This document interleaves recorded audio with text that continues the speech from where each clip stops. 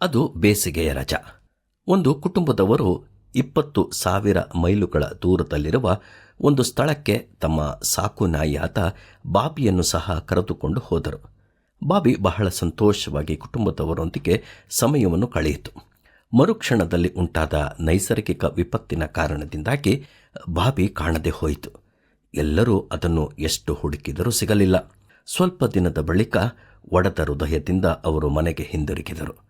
6 ತಿಂಗಳ ನಂತರ ಚಳಿಗಾಲದಲ್ಲಿ ಬಾಬಿ ತನ್ನ ಕುಟುಂಬಕ್ಕೆ ಹಿಂತಿರುಗಿತು. ಅದು ಕೊಳೆಯಾಗಿ ಬಹಳ ತೆಳ್ಳಗಾಗಿತ್ತು. ಅದು ಅನೇಕ ಬೆಟ್ಟ, ಪರ್ವತ ಮತ್ತು ನದಿಗಳನ್ನು ದಾಟಿ ತನ್ನ ಮನೆಯನ್ನು ಸೇರಿತ್ತು. ಬಾಬಿ ದ ಡಾಗ್ ಬಗ್ಗೆ ಅನೇಕ ಪುಸ್ತಕಗಳು ಹಾಗೂ ಚಲನಚಿತ್ರಗಳು ಬಂದಿವೆ. ಬಾಬಿಯಲ್ಲಿ ದೇವರು ಇಟ್ಟಂತಹ ಪ್ರೀತಿ ಮತ್ತು ಭಕ್ತಿಯ ಹಾಗೆ ದೇವರು ಎಲ್ಲರ ಹೃದಯದಲ್ಲಿಯೂ ಪ್ರತ್ಯೇಕ ಸ್ಥಳವನ್ನು ಇಟ್ಟಿರುತ್ತಾನೆ. ದೇವರು ಮಾತ್ರವೇ ಆ ಸ್ಥಳವನ್ನು ಪೂರ್ತಿಗೊಳಿಸಬಹುದು.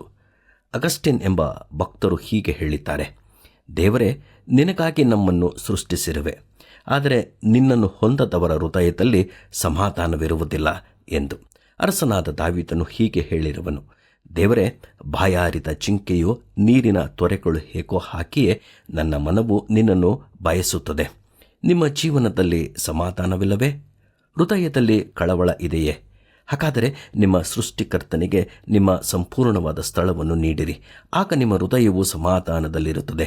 ಆದುದರಿಂದ ಇಂದಿನಿಂದ ನಾವೆಲ್ಲರೂ ದೇವರನ್ನು ಬಯಸುತ್ತಾ ಜೀವಿಸೋಣವೇ?